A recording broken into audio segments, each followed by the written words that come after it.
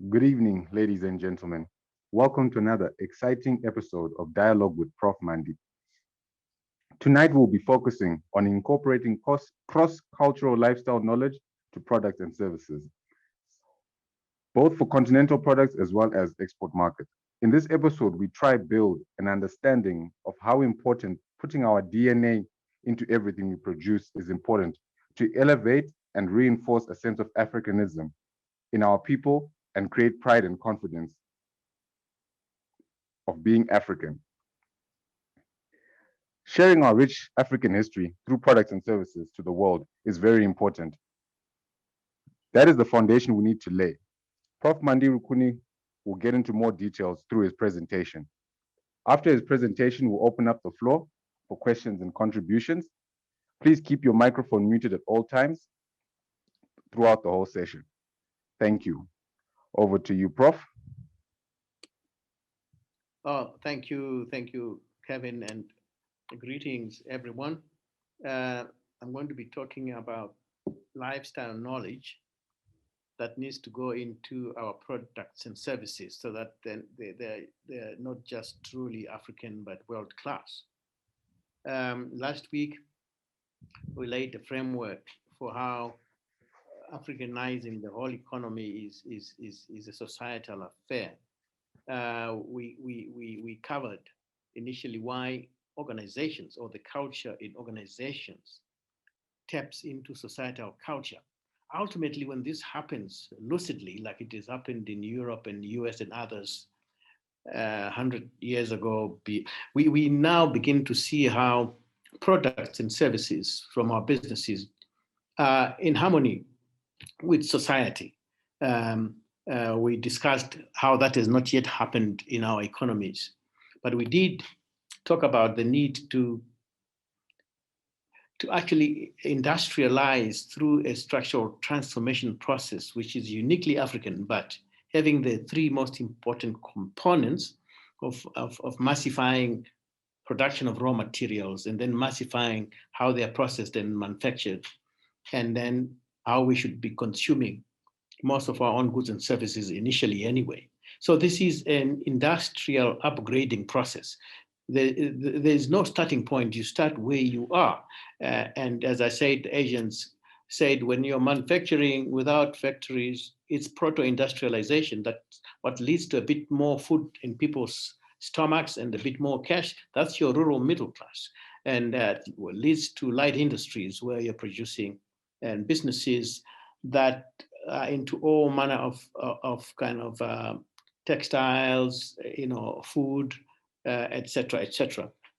It is the proliferation of those light industries that makes the demand for heavy industries, because now you need steel mills and foundries to prefabricate machines and spare parts, energy, etc., etc. So it's a whole societal affair. It's a whole government affair. It's a whole economy affair, not just building a few factories here and there supplied by a few thousand farmers from here and there. That doesn't industrialize society. It only industrializes a small part of society. That is where we are in most of Africa, the dual economy.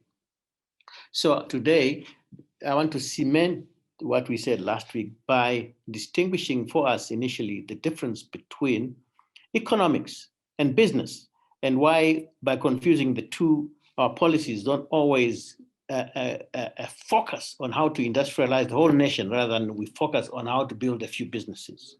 So the difference and relationship between economics and business. You see, I've done a table for you so that it's easy for you to pick it up later. But economics is generally about how to grow the size of the whole pot, which feeds the whole nation. Whereas business is just growing a pot which feeds the family. Economics is mostly about how governments or nations or national authorities make choices, policy choices, and investment choices about how to allocate resources for broader growth and prosperity. Whereas at business level, these are choices made really just to grow one small business and which is operating within a certain industry. Economics is knowledge. because wealth is knowledge. So knowledge of how to stimulate, then govern and manage the massification process of production, processing, and consumption. More importantly, do it in ways that grow and transfer wealth to as many citizens as possible. If it only transfers wealth to a few people, there's never equality, but it's how many people participate in the industrial economy that I'm talking about. Whereas at business level, it's simply just one organization engaged in commercial or industrial processes, sometimes even just professional service facilities, organized to produce goods and services for a profit. So economics is about wealth for the whole nation, whereas business is about cash for the family. So Africa's deepest poverty is intellectual, mistaking cash for capital. I learned this lesson in the mid-90s on one of my visits to China. China was not yet really on the map that it is today, but on that visit, I attended a presentation where one professor made a startling revelation for me. He said, at that time in the mid-90s, China had the highest domestic savings in the world. At the same time, China had the highest foreign investment in the world. So then I asked what I thought was a clever question, but why do you need all this foreign investment when in fact you have sufficient domestic savings to cover all your investment needs? Well, I thought it was a clever question, but I got a polite response. I realized afterwards I was being told it's a really dumb question because I got the following lecture. In China, we leverage foreign investments so that it brings us the following, but in a different kind of priority order as compared to Africa. So they said, number one, when we identify investments in China, the most important thing we want is new technology. It's not cash or whatever. We want new technology to come in. That's our top priority. The second priority is we want markets. So if you're coming to China, say to manufacture Nikes or whatever fashionable things, BMW, the important things, first the technology, but second the markets. Where are you selling this stuff? We want the world market. We just don't want to mess around with the domestic market. We want to supply the domestic market and share with the investor the export markets. Number three, we want quality jobs. Even for the top jobs, there's a time scale through which when a foreign investor comes in, you by a certain period of time, even the top jobs should be Chinese. Cash is number four. Whereas in Africa, cash is always number one, you see. And you know, you can spend cash quickly. You don't even know what you spend it on. You're still looking for new cash. So the true value of resources, economies grow fastest when they are importing technological ideas that fast track mass production and mass processing, identification of markets, et cetera, et cetera. I just thought I'd tell you this because that to me is a relationship between economics and business. So if we are Africanizing our economies, where are the opportunities in Africa today? This is going to be the main part of my talk tonight. Where are the opportunities? Number one is the population growth and the patterns of population growth and urbanization. So Africa is currently still mainly rural, 1.2 billion people. It is estimated by between 2030 and 2035 or so, it will be probably 50-50, and from there, the majority of people will be urban. But you see, more than 80% of Africa's population growth, even today, is in the cities. Second, so that's where the opportunities are. I'll discuss a bit more about where the business opportunities are in the urbanization process. But second area of opportunity is that let's industrialize Africa our own way, because trying to industrialize it the way it happened in Europe and US is not working for us, for reasons I've always been explaining. There's a lot of evidence now, a lot of scholars like Hart and others who now say that what we are calling informal sector is the real indigenous commerce, and it offers the social forms which organize resources at family and community level towards what we are talking about as proto-industrialization and light manufacturing, light industry. And that this is where this thing is going to be shaped. Okay, so forget manufacturing the traditional way, because we went through a period in the 20th century where we were told to go for structural adjustment, blah, blah. But what the end result was, we're being told, open up your economies for everyone to come and dump their products on you. And you will never be able to compete with them ever again, because when they dump your clothing on you, you are never going to develop a textile industry. In fact, whatever textile industry you have will die.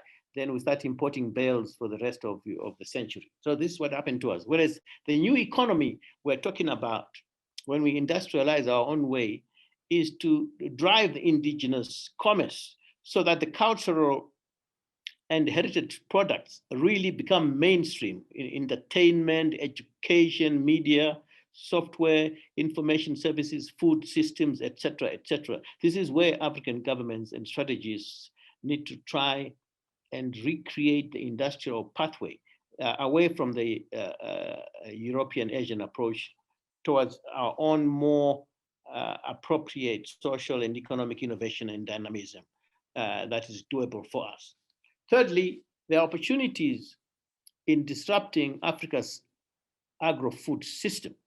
And urbanization, once again, is a starting point, because as people get urbanized, their dietary patterns change, and as their incomes rise, they consume more manufactured goods and services and more fruits and vegetables, meats, etc. It then reverts back into the rural areas where the actual food production system also transforms to feed the growing urban food system. So the rural factor markets begins to respond to that effectively. And then that way has become more mechanized, more industrialized. Wages in rural areas become similar to wages in urban areas, because it's now one market. Okay, so this is where the opportunities are when it comes to the food system. You can, this just shows you the transition in the rural urban population and how it's going to provide opportunities and challenges for Africa. So as we speak today, the whole of Africa is on average 40% urban, 50% rural, but when you look at what that means in terms of consumption, 40% of the urban people who are urban are actually consuming 60% of all the food. So although there's fewer urban people throughout, they're consuming more than 50% of the food. What does that tell us in terms of business? The food consumption patterns in urban areas have now taken over. They are going to determine what happens in the rural areas and what is important to produce, what kind of businesses.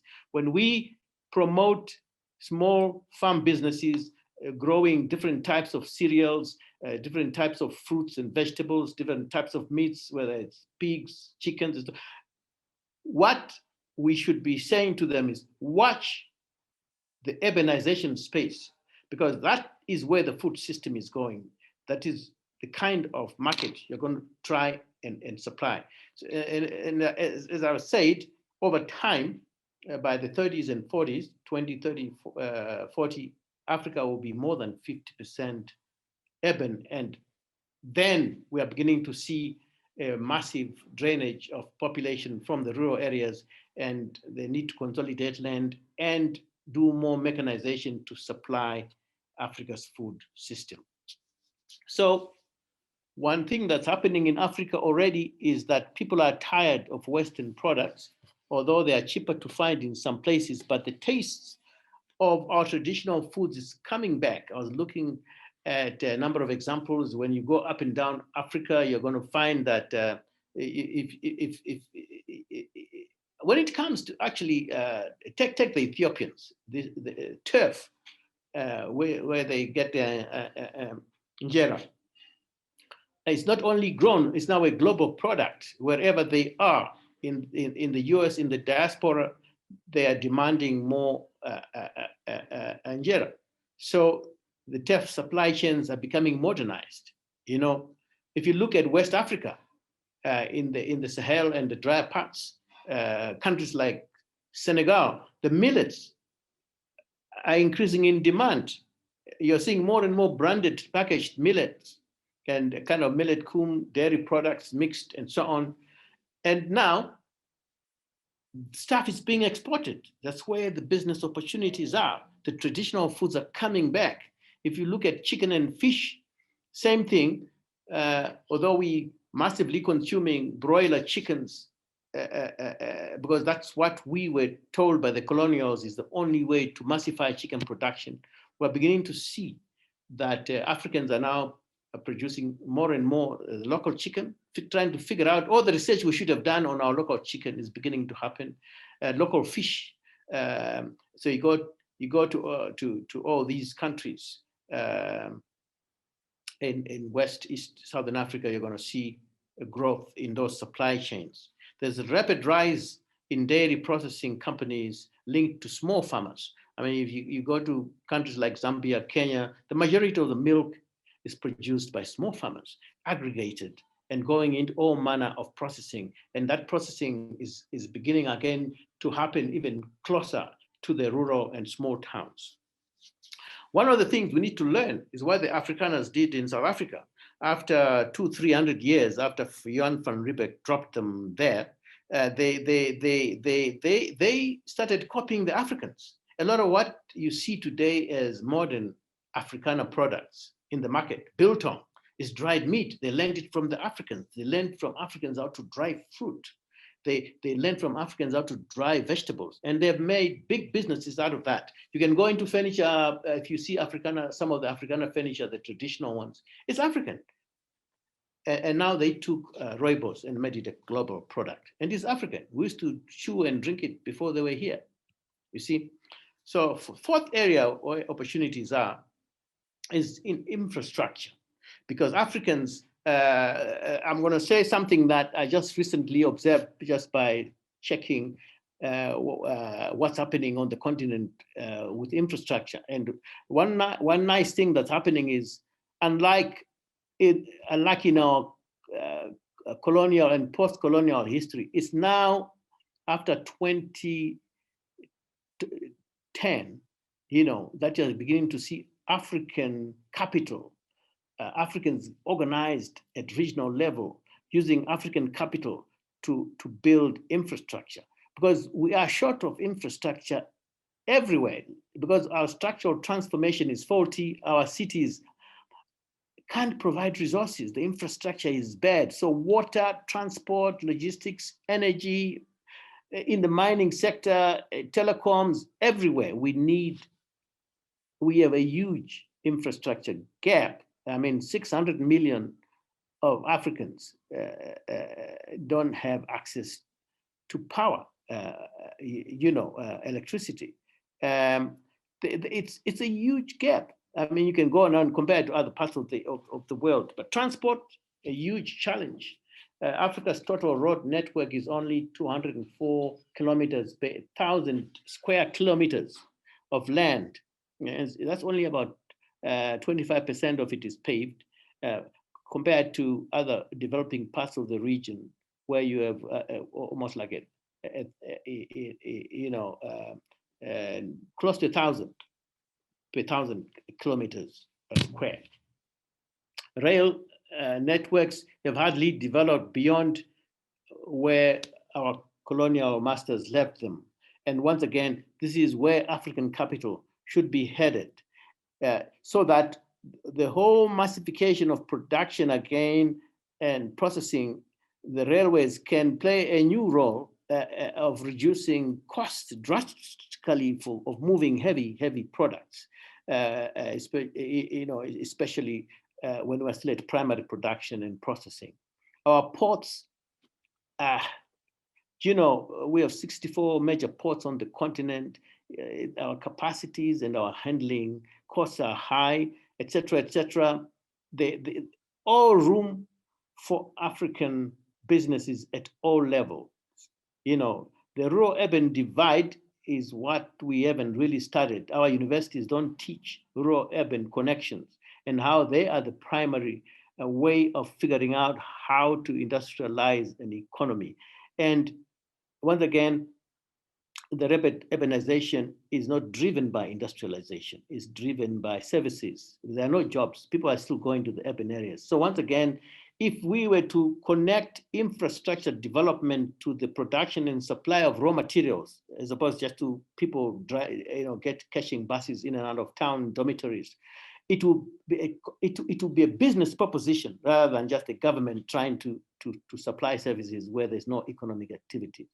So the financing requirement for African infrastructure is huge. But if we use the figures that are used by the African Development Bank and others, $93 billion annually needed, why should it be coming from donors and a few investors?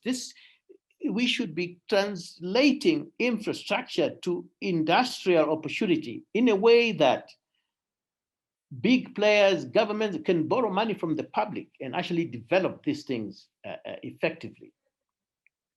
So this is all a matter of saying, if we ultimately then boil it down to what it is where Africa has abundance, we have abundance of wind, solar, sunlight, we have abundance of water, and all these are resources which, if we invest in them wisely, we could reduce costs and really improve businesses and economic growth. Number 5, there's huge potential in increasing digital and mobile access, as Africa is the world's fastest growth of bandwidth connections since 2008. The mobile data traffic in Africa is expected to actually just grow faster than any other region. Right now, as we speak, when we talk about mobile banking or digital banking, Africa has 481 million registered accounts. That's the figure from 2019. And that makes up 46% of all global accounts in banks.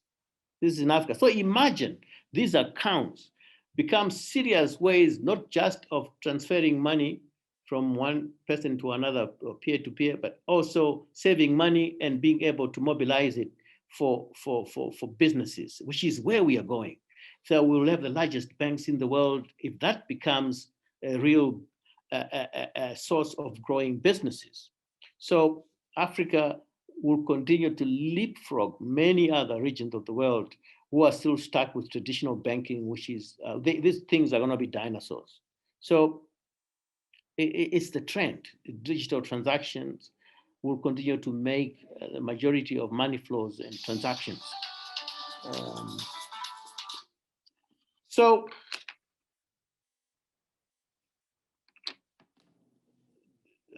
I'm saying opportunities in digital and mobile access should go beyond where most of our youngsters are just focused on a few apps to do social media and so on. We really need to see a lot more upgrading of business opportunities based on digital technology and increasing the interoperability between banks and people and so on and so forth. So I just covered where I think, and I haven't covered the whole thing, but I covered where I thought, just reading around and seeing where most of the opportunities are and what I've seen for myself going up and down African continent. But I've just asked myself, what are the principles that we should use when we grow these businesses, to incorporate cultural lifestyle knowledge so that the products and services are truly African. And I came up with a few pointers. First, we have to reimagine our traditional businesses so that instead they may be artisanal, they may be kind of informal, but the important thing is to modernize them rather than westernize them, because the chances are that if it's a traditional or local product, let's say it's a food product, the more we try to modernize, the more you start seeing changing from a traditional cereal and now you want to make noodles or whatever. So I'm saying, but modernize what we have, don't westernize. Okay. The second thing, which is probably more important than the first one, is not to be told by anyone what the value of anything is. There's no value on anything in life. It doesn't matter how many books you have read. It doesn't matter how many television adverts you have seen. It doesn't matter how many businesses you're running. There is nothing with intrinsic value in life.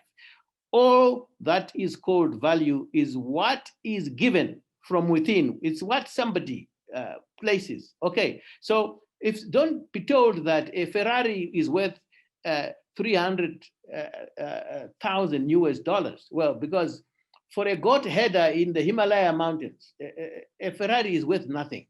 You know, they'd rather have another 20 goats than have a Ferrari. You know, so it's to remind ourselves, don't us be told by other economies what our things are worth. It's what value we give. That's how we grow businesses that are domestic and culturally relevant. You see, because all the colonial system did for us that we are not really focused on is that addiction is the biggest market. You addict people with your product, and that's it. So look at what we are addicted to today in Africa. Bread. I mean, we know we can't really grow wheat in Africa seriously. We are forever going to import wheat because we're addicted to wheat. But is wheat bread really the healthiest bread in the world? No, it's one of the worst. But we're addicted to it. Actually, you could make bread from sweet potatoes, from different cereals. And if you got addicted to your own type of carbohydrate, then you're better off, because then you'll be paying literally 25% less for your loaf of bread every morning than one that's made from wheat. But there are parts of the world, they're even waiting for bread to be flown in from France, from Paris, because they're addicted to French loaf. You know, it's sad. Addiction is the market. I've already spoken about the difference between cash and capital. I won't bore you further with that. What we need to do first and foremost in business is to improve the customer's experience of life. If we can figure out how do we improve that experience with this traditional product. A lot of it is about miniaturizing a lot of the products so that it's easily affordable by the largest section of the market, which is earning between $1 to $4 a day. That's the market we should be targeting. Because as I said before, if in a country of 30 million people, only 30 to 40% of them, say 10 to 12 million, are now earning $4 to $5 a day average in their pocket, that economy will grow faster than China grew for 20 years. Than if you have in your 30 million population, just 100,000 people whose incomes are between $100 to $200 a day and above. That's what economics is as opposed to business. So another way to Africanize products is to take existing products that we're addicted to and figure out how to just change a little bit of it, 5 to 10% of this product, so that by the time we are done with it, it's now an African product. We have to reverse engineer whatever we have to do to make all existing products we're addicted to into African products. Yeah.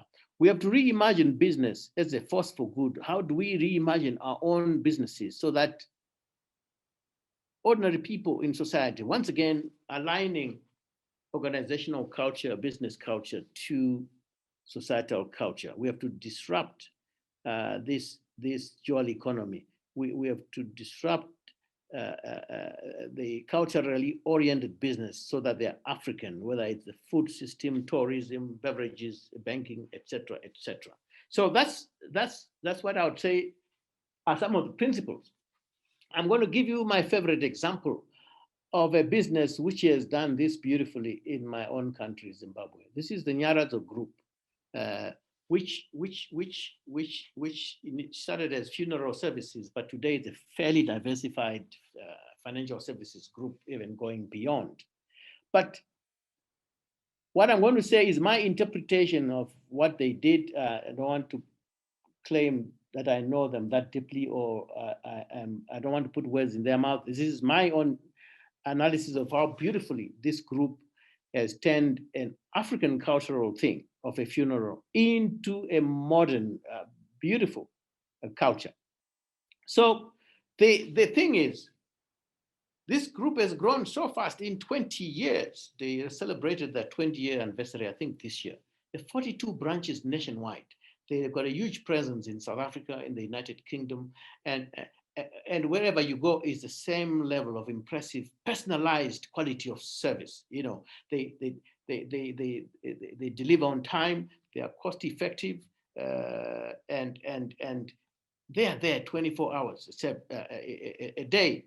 So for a group that started just 20 years ago, and today is the second largest insurance group after Old Mutual, which started in the colonial era, you know, and I think it's only in assets. Probably in terms of revenue, probably I wouldn't be surprised if NYARADZO was actually earning higher revenues than even Old Mutual. But the thing is, this group, they modernized the interpretation and process of death and funerals. They, in a way, demystified death for Africans in a very culturally relevant way. So a lot of it, and this is my interpretation, it's not necessarily what the founders of NYARADZO may think, but I find that death for Africans is a counterintuitive thing. Like most things are double meaning, counterintuitive. So I'm going to go through some of those highly philosophical and spiritual meanings within the African context. For instance, the general feeling is that death is a taboo for Africans, you know. But when you look deeply, death is inevitable for Africans. They always know you're going to die anyway. I mean, it's not so.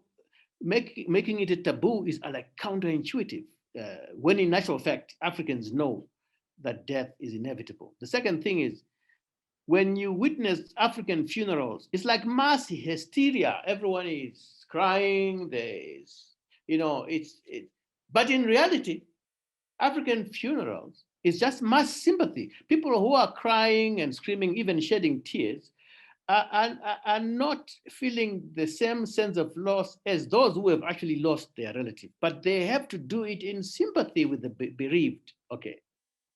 The third area, which is counterintuitive, is that, when we have somebody die and they go, it's an irreplaceable loss. We are completely broke. We can never replace that loss. In reality, by the time you finish a funeral and a burial in African setting, it's just a celebration of someone's life. It's a huge celebration.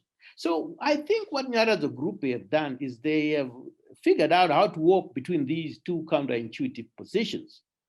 So they departed from the Eurocentric approach, where you go to a funeral, you go you do the Christian thing of going into the church and they do a service, and then once that's done, their body is taken into the into the hearse, and off they go to burial.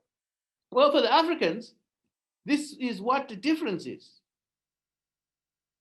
When you put the body in the hearse, and the widow, because it's men who die mostly, women, it's usually the wife who remains, she's in the hearse.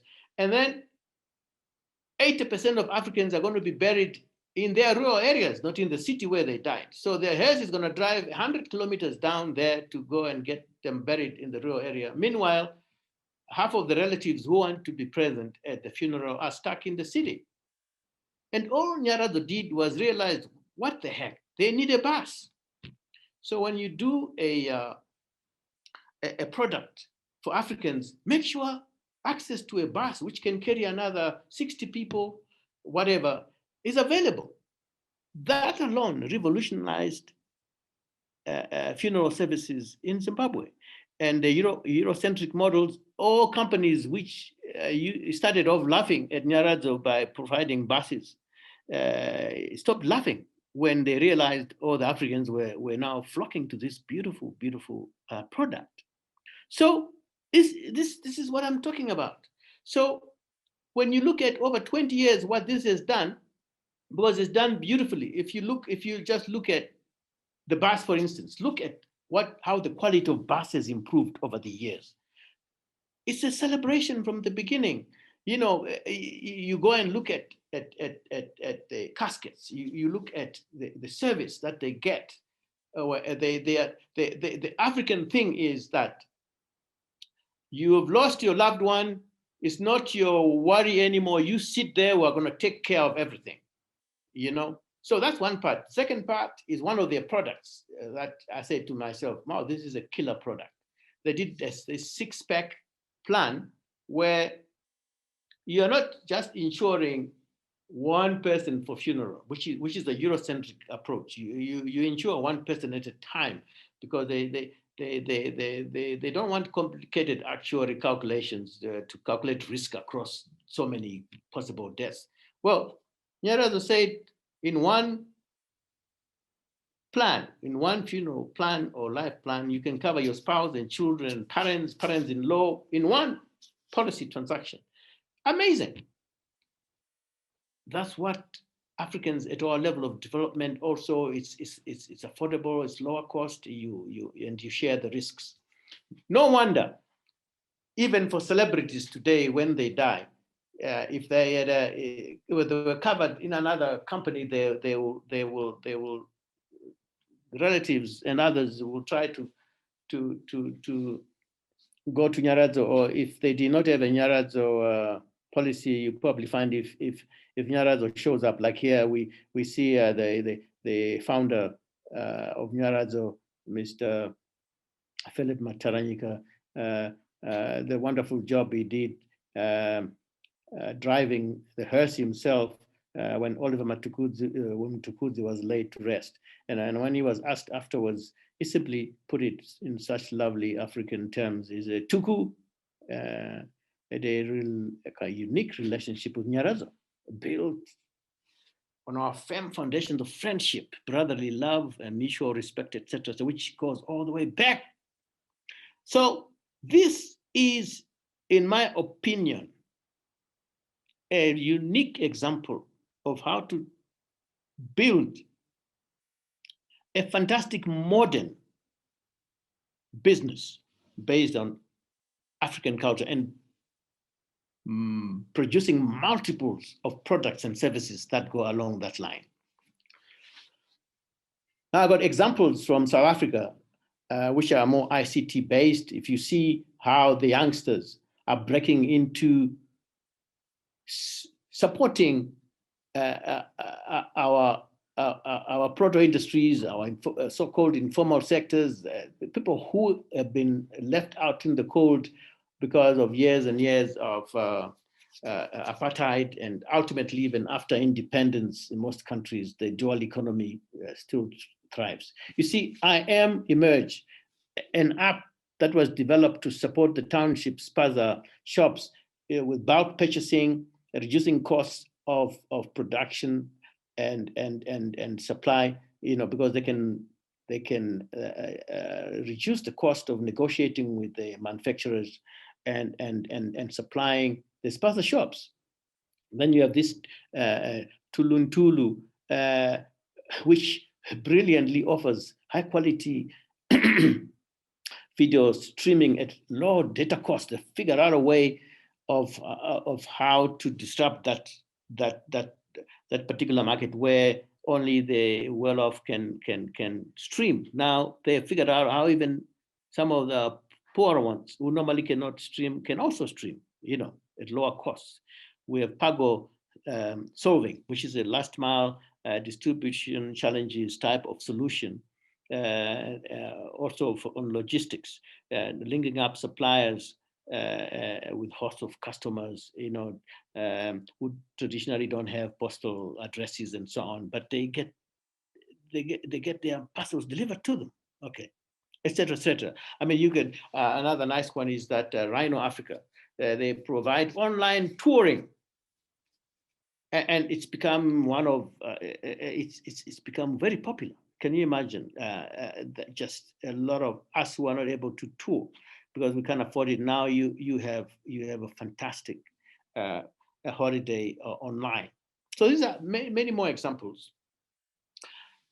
And lastly, I was going to say, for Africa, we can do a lot because Africa can reclaim a lot of commercially successful ideas that we have lost to the world. I mean, Africans, we don't even know what we have done to this world. We don't even know what we have given to this world. So I thought I'll just give you 10 good examples, some of which, even if we have lost the market, some we can reclaim, some we may not be able to reclaim, but we can do something to actually still leverage a lot of what is African. Take coffee.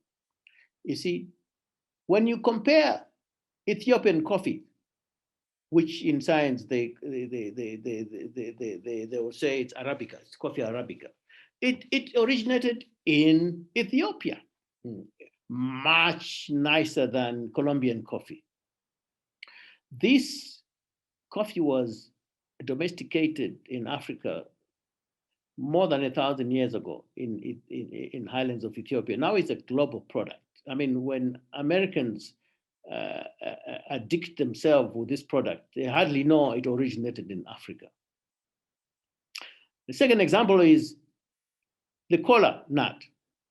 Well, the original taste of coca in Coca-Cola came from the cola nut, an African tree. There's nothing more American than Coca-Cola, and yet the original taste came from cola. I mean, now they have substitutes and what have you, but in actual fact, Coca-Cola is an African idea. Rooibos tea, I've already explained. Shea butter. And one of my other favorite examples is you go to the United States and you go into the shops there, they will sell you what they call black-eyed pea. Well, black-eyed pea in Africa is what is called cowpeas. So the colonials came to Africa and said, oh, this is cowpeas, meaning it shouldn't be eaten by humans. It should be eaten by animals. It's derogatory. The same product they take to America and they call it black-eyed pea, and becomes a really nice a legume product to buy. See, okra is African, it's gone global. The sweet melon originated from Africa. We are not sure which part, but definitely Africa. Several places of Africa can claim it. It's only the non-sweet one originated elsewhere, but the sweet one originated in Africa. African yam, you know, many African cereals are making their way back. You see sorghums, pearl millet, finger millet, etc. There's teff, I've already talked about. These are products which were relegated to low quality, backward products. But these cereals made their way to the rest of the world, and they're now slowly coming back because they are a lot more healthier than maize and rice and wheat, which have dominated cereal production recently. Jollof rice is making its way from West Africa to all parts of the world. Wash it, that is going to be a big one. Then the rest are things we already know. Modern art, you know that story. All these Picassos only borrowed this from the Africans. Nando's is now global. It's just locally, local white people in South Africa just throwing in a bit of this and that, calling it Portuguese, but the idea is African. It's now a global product.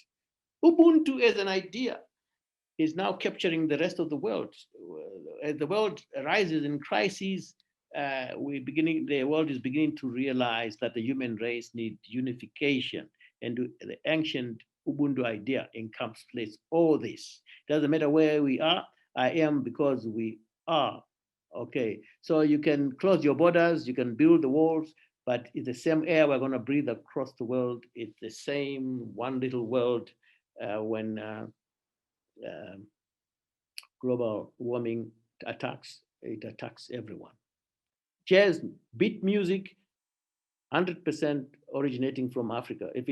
There would not be MTV today if the African drum had not crossed the seas across the world, and jazz music transformed the rest of music in the US in the 20s, 30s, ending up with, I mean, it's unmistakable leadership in entertainment and music in the world, or originating from Africa. So this is, and Nollywood, for heaven's sake, in Nigeria, is now the second largest movie industry in the world after the Indian one. So it's all there. I mean, so all these products, when you see a woman carrying all that shea butter and so on, you must remember that that's the future. You start from there, you modernize, you pack properly, you brand properly. It's everyone wants this thing in the world. Talking about culture, people don't know that the cowboy culture was shaped by African Americans because they were slaves and looking after those cattle. Okay, so there were some local additions to that culture, like the horses. But the rest of what the cowboy culture was shaped by the African Americans. They're the ones who knew how to handle cattle the way we handle them in Africa. You know, jumping on cows, tying them here, throwing rope, shaped by Africans. You know, so all these products that we see on the streets are the future, today's proto industries, which have to be shaped into African and global products in the future. So I see today my team put copies of my two books, which you can also read because they talk about some of these things. Being African, both of them published by Penguin and Leading Africa. They're available on, you can buy these from any place, Penguin online, you know, and all the big bookstores will sell these online for you. Thank you very much.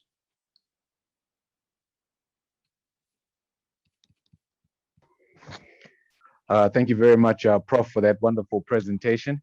I now open up the floor to questions and contributions. Please use the hand reaction emoji if you've got a question or contribution, and we'll unmute you for you to ask. Thank you.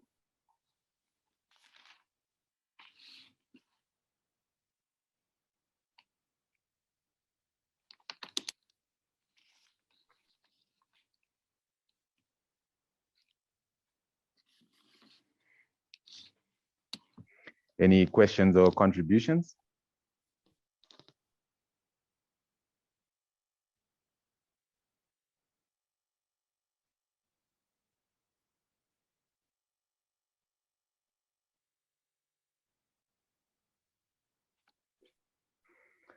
Dr. Jonathan?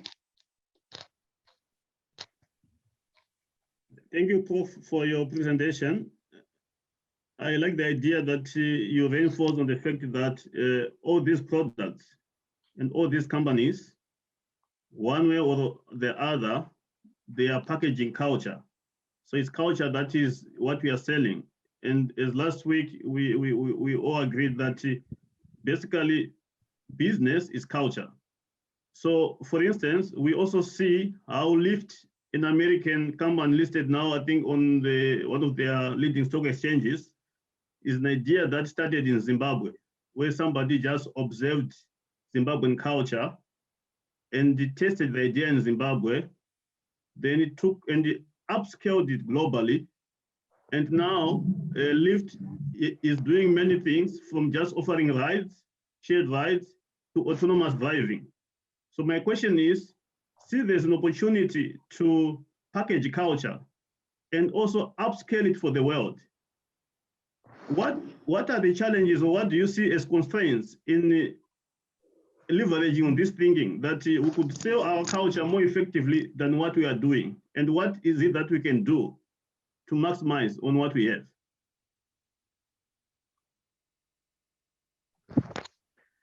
Thank you very much, Doc.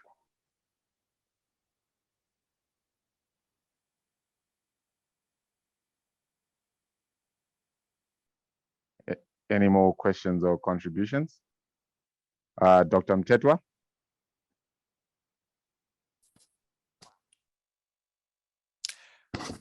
Once more, thank you so much, Prof, for unpacking the various ways that modern day products and services can borrow a lot from our indigenous practices, but also indigenous philosophies. And I think this is really a very innovative way of thinking about business in Africa, because that really brings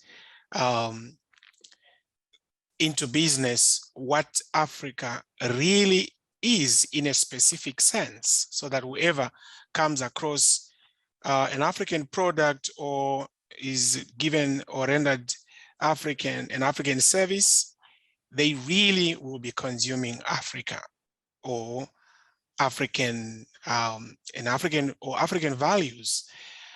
My question comes to aspects of intellectual property. We are talking about living traditions that some belong to particular groups or cultural groups. For example, if it's the Ndau people, you know that Mchongoyo is more like a social artifact of the Ndau. And if somebody is to innovate around Mchongoyo, I remember Dr. Jonathan about 2 weeks ago was giving an example of Mchongoyo as something that can probably be innovated around in areas of health, just like what Zumba is around the world here. So what happens when such a product as Mchongoyo or Zumba gets into the business arena? Do you think we need to begin, or we need to think about intellectual property rights, since this is probably a practice that belongs to a whole community? And if so, how do we then do business around a cultural aspect that belongs to a particular community or our communities? So it's a question about IPO, if you want. Thank you so much, Prof. I'm always grateful. Thank you very much, Dr. Mtetwa. Any more questions or contributions?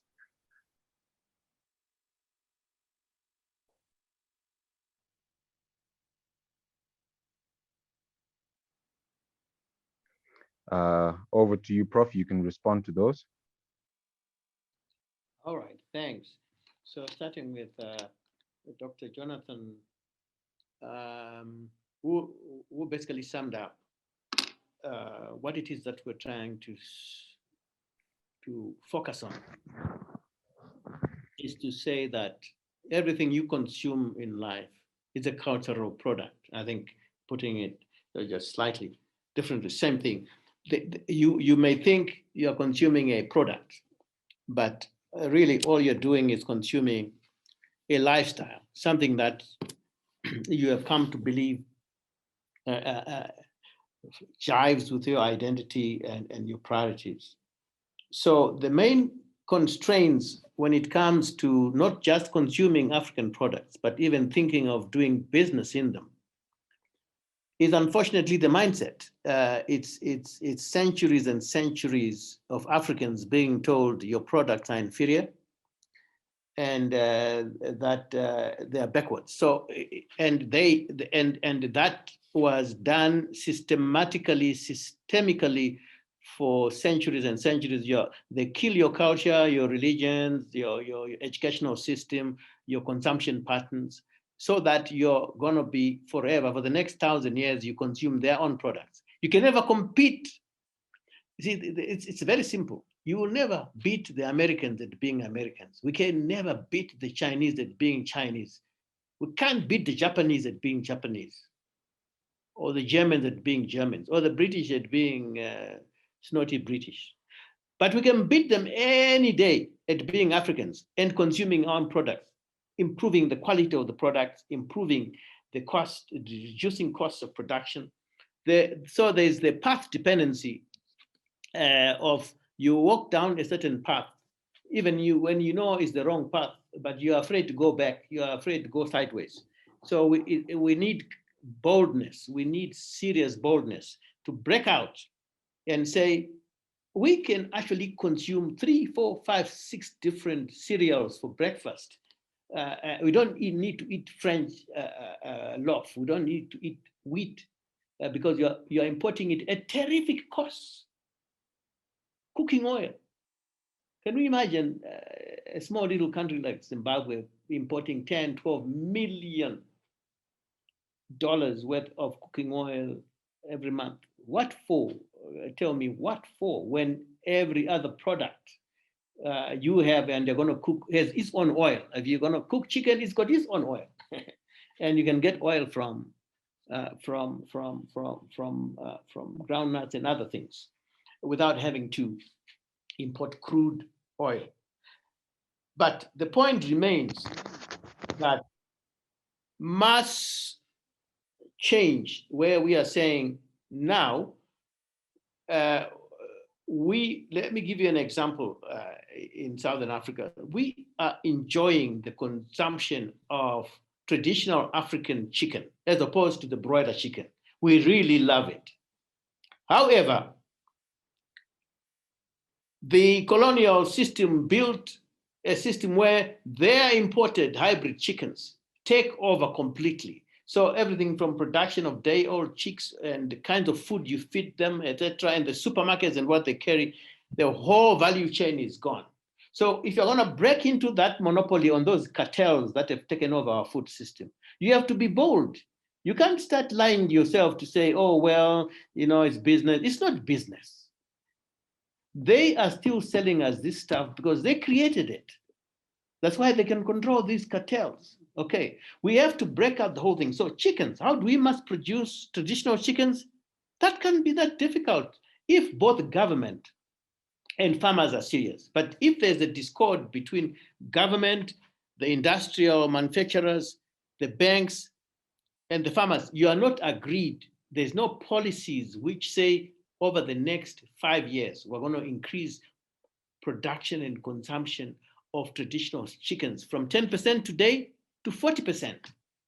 By 10 years' time, 100%. It can be done.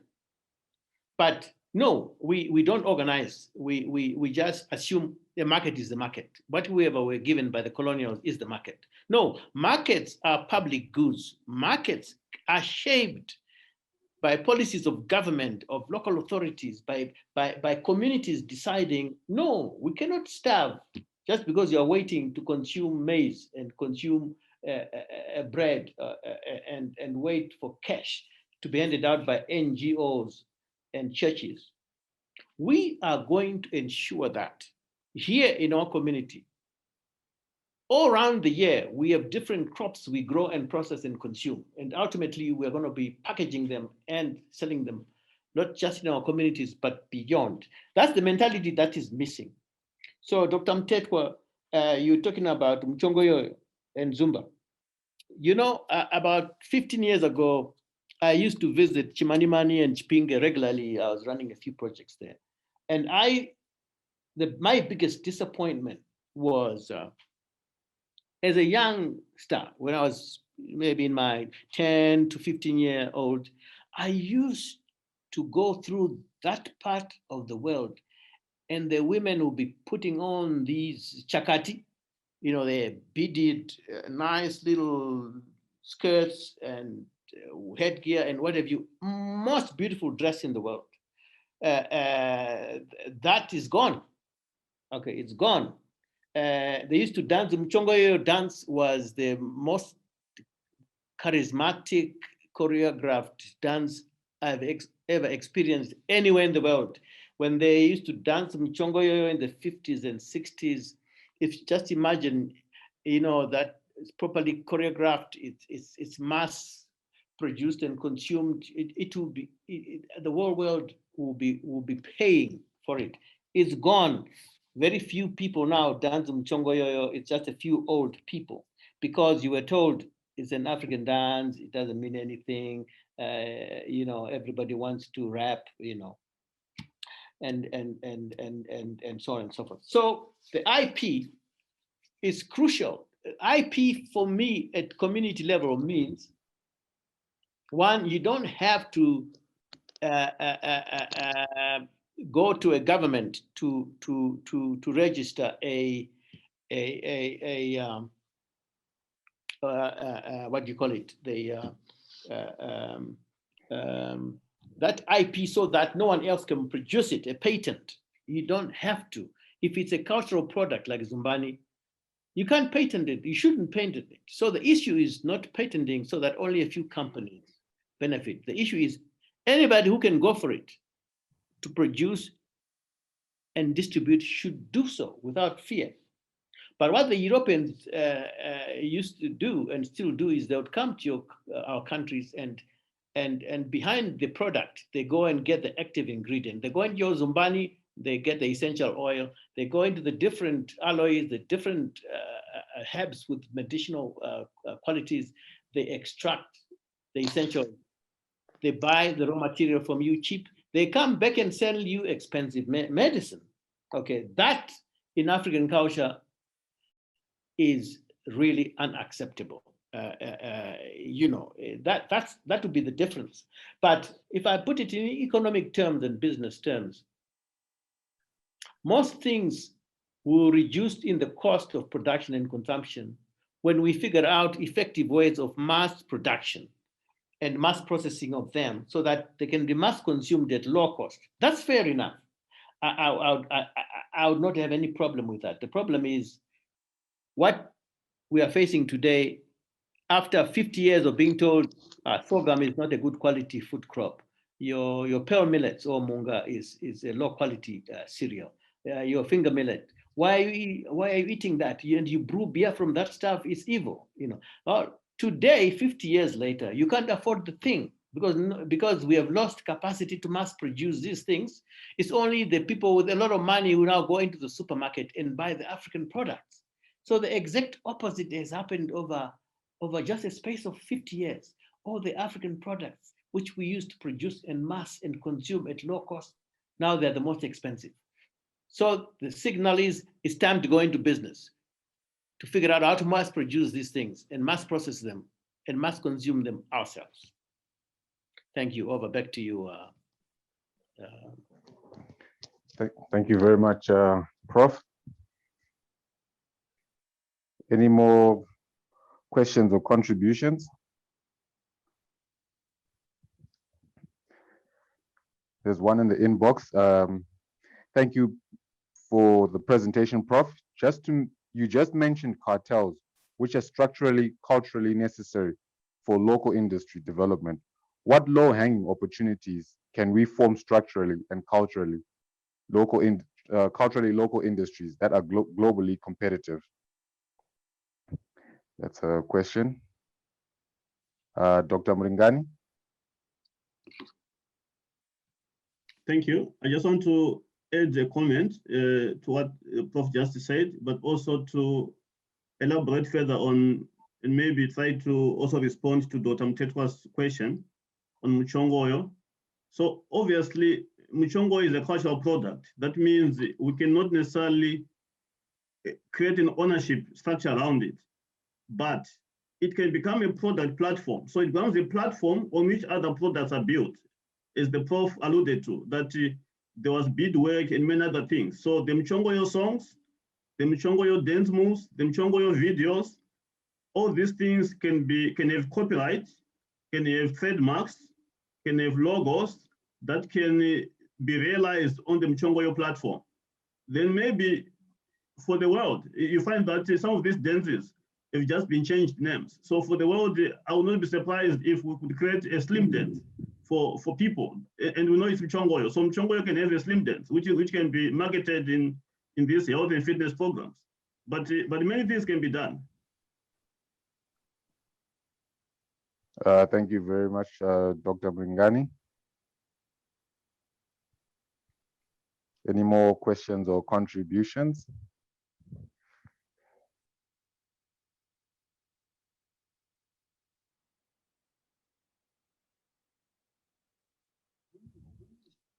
So I can respond to the cartel issue. Yes, please, Prof. I don't agree with the comment in the box. Cartels are not culturally appropriate, especially in developing countries. Let me tell you why. You see, the opportunity to industrialize a whole society as opposed to a few individuals is the difference between a cartel economy and a mass production economy. Because the problem with cartels is they block entry to the majority of people at every level. They go right at the beginning, the primary level of production. They will finance the production of potatoes, and then they will make sure the potato goes over here, it will go into their food costs. It will. So by the time you eat the chips, they've taken the whole entire value chain.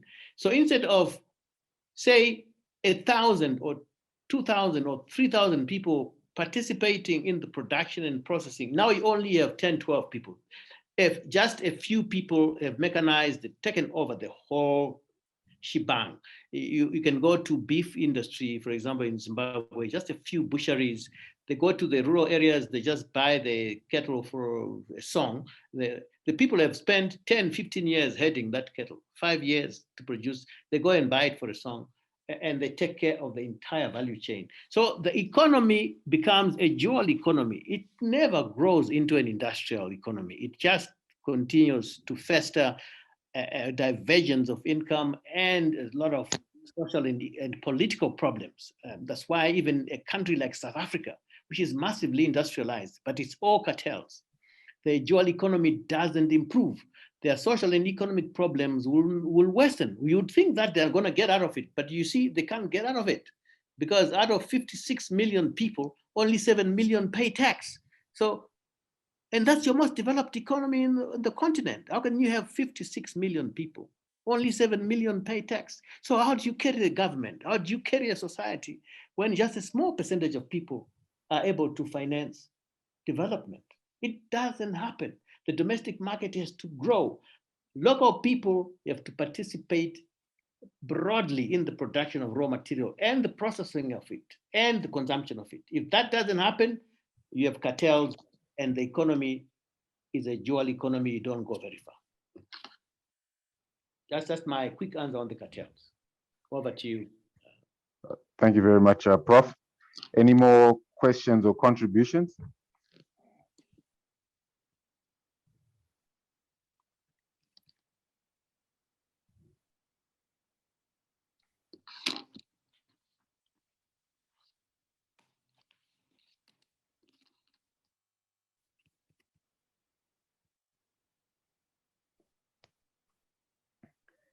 Any more questions or contributions? Dr.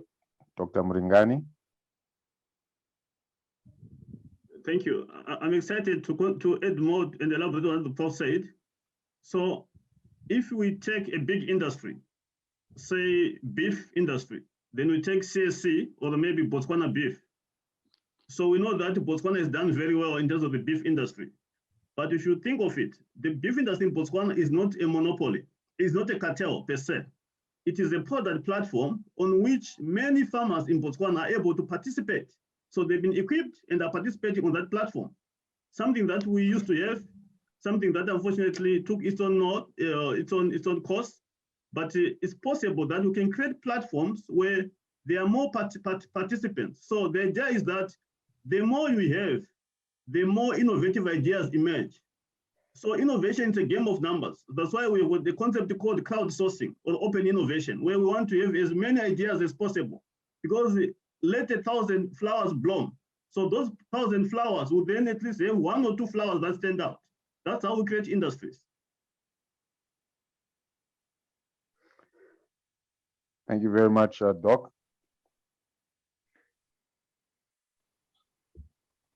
Dr. Mtetwa.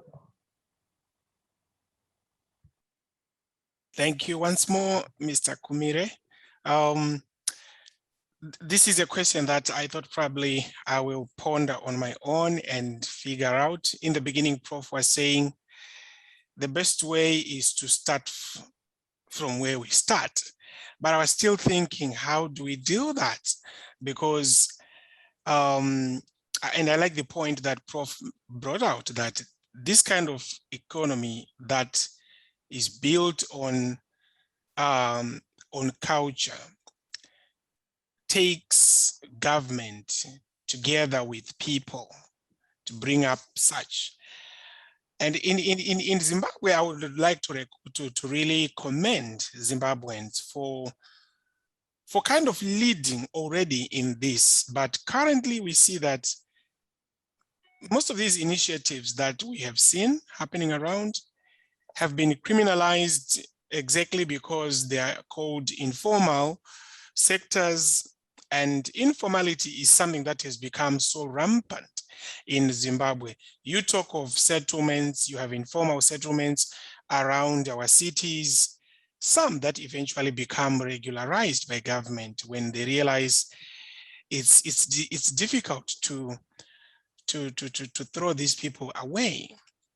So we have settlements that have become legal, but that starts off as illegal. But it's not every success story that we can point at. We have people who are being arrested in the cities and different other places for trying to run business from a grassroots kind of punch. How can we get out of that kind of quagmire? Because the more you want to make a move, you sink deeper, you know? So as a society, we are stuck between government and people, and government is still trying to maintain colonial structures of how an economy looks like, and the people are almost overtaking that, and somebody's bringing the other back. What would be the best way to come out of such quagmire? Is it the introduction of some of these products and services into our colleges, into our education system, where they become more like formalized? I'm thinking on how do we become a cross-culturally based product and service production country or people. Thank you very much, Dr. Mtetwa. Over to you, Prof, to respond to those questions and your final thoughts. Tech, please unmute, Prof. Oh, sorry, yeah. I say what I would what Dr. Mtetwa is pondering on is the key thing, is the most important thing to start with. And what I've tried to say over the last few weeks and last week is the following. I can summarize by saying what's happening in Zimbabwe, as indicated by Dr. Mtetwa, as the difficulty of taking off from the informal businesses to formal businesses, is just not Zimbabwe. It's throughout the whole continent. It's what I call a tragedy of good intentions. Government's really trying to figure out, how do you control these things? How do you, it's a whole bunch of things. But what I have tried to say is that as long as we don't come up with similar policies to what the Asian tigers have figured out, that is to say, oh my goodness, these people in the townships who are producing mattresses and furniture and fences and name it, this is the real economy. And how do we use our limited tax revenue as government to actually build real strong industries from them? This is the question that's not being asked. The Asians eventually figured out that's proto-industry, meaning government is now going to shape that market, shape the entire value chain so that it becomes mainstream, so that the furniture they make in a remote township somewhere eventually makes it into regular stores. But when government make those kind of policies of shaping the market, what is ultimately happening is you are figuring out how to help them to a point where they can now be regulated, because you're trying to help them at a stage where you can't really help them much because they are breaking all sorts of colonial regulations that are still in place. But for survival, they have to break them. So it's like I say, it's a catch-22. Whatever you do, it's a tragedy of good intentions. You try to help them, you can't because they are breaking laws, and then you go the other way, and you still fail. So the question is figuring out a pathway of saying we will upgrade these industries from where they don't want to be regulated now. Take gold mining, the Zamazamas in South Africa and Makrokoza in Zimbabwe. Of course, if they don't want to be regulated, it's expensive to comply, to peg the claim properly, and to dig your shaft correctly, so that it is actually not a risk to your health, to use the right chemicals, etc. They can't afford it. They will be out of business. So how do you help them to lift? How do you lift them to a point where now they don't mind being regulated? That's where the problem arises. You're trying to help them when they don't want to be regulated, so you fail to figure out how to help them because they don't want to be regulated. But if you can figure that out,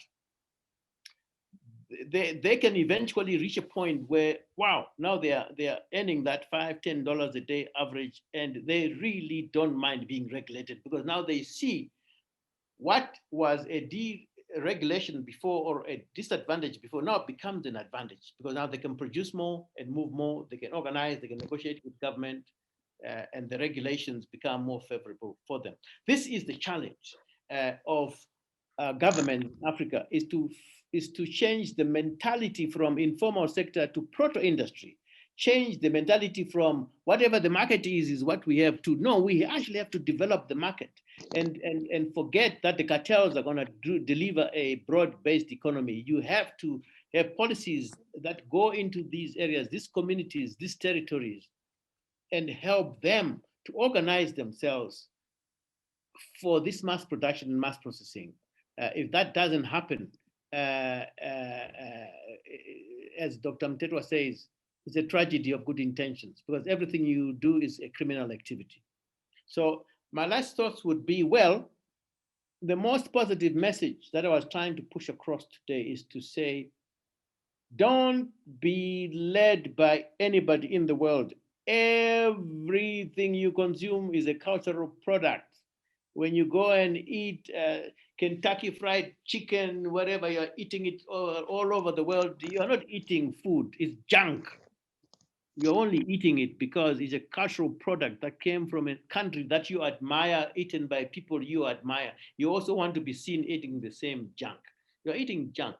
Okay, your mother and your girlfriend can cook you a much healthier chicken for a quarter of the cost you go and pay to take your whole family to go and do junk food. It's just an example of how every product you consume is a cultural product. And we as Africans have to realize that they've taken our products and made them theirs, and they sell them back to us. And we don't even recognize them again as Africans. We've also got to realize that most African products are the healthiest products in the world.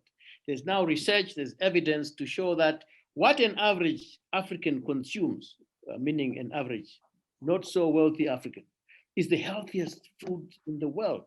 Our cereals, our fruits, our vegetables. If we just ate more of the natural fruits and vegetables alone, the health bill of every country in Africa would drop by more than 50% just by eating natural foods that come out of our natural environment.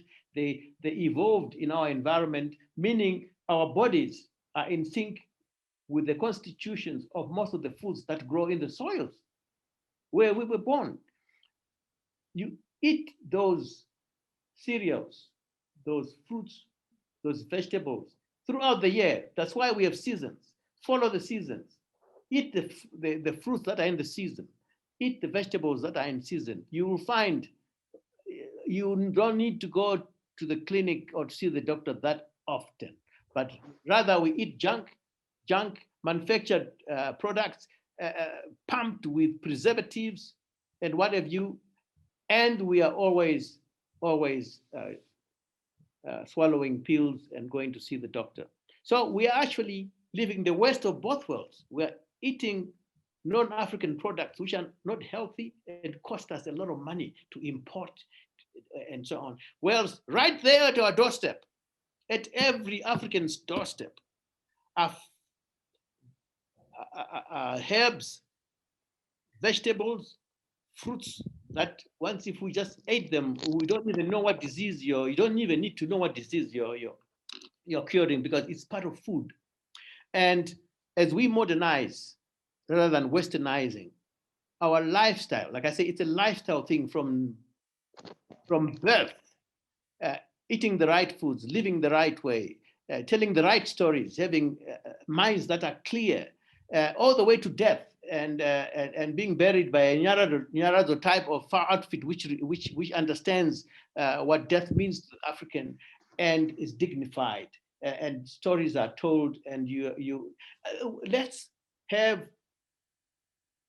African ways of thinking in our foods and clothes, music, dance, architecture, the whole shebang, so that every day should be Africa Day, not this once in 365 days you declare an Africa Day. What the heck is that?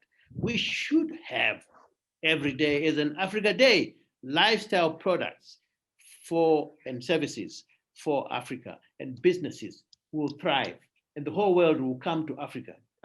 Don't even doubt what I'm saying. Once we get that right, the rest of the world will come to Africa. Why? They are tired of their own junk, Who wants to keep eating the kind of junk you eat in the United States and all the stuff that's happening in China, all the rush, the med rush? They don't understand life. They think you are born to work 24 hours a day. It's not like that. We Africans understand life. It's not about $1 million in the pocket. It's a moderate amount of money, but a beautiful, a more enjoyable, healthier lifestyle. The Europeans, they don't know what life is. That's why they came here and became racist. They are still racist, some of them that are still around, because they don't understand what life is. They only know a few things. They just circulating around the money, and they're missing life. So we Africans are going to save this world by leading a balanced life, translating our African wisdom and philosophies into products that are more healthy, and in fitting with lifestyles of people who understand what life is about. Life is just a game. You don't ever coming out of it alive anyway. So life is about expanding the experience, expanding the experimenting, expanding the exploration, creating new things, enjoying them, from relationships to products and services. That's what life is about. Business should be about life, improving the quality of life of people. So every business we think through as Africans, we ask the question, how am I going to enhance the enjoyment of life of my people? That's who we are as Africans. That's why we created all the most important things in life. We still do the best music. We transform the whole world, the way they look at music, art, the way they they look at spirituality and all that. Just us. And we should turn every ounce of it into business that most of us will enjoy. Thank you very much. Thank you very much, Prof, for a wonderful presentation. That brings the close to our session. I'd like to encourage those who are joining us for the first time, please go on our Facebook and our YouTube channel and subscribe to Dialogue with Prof Mandi Ukuni.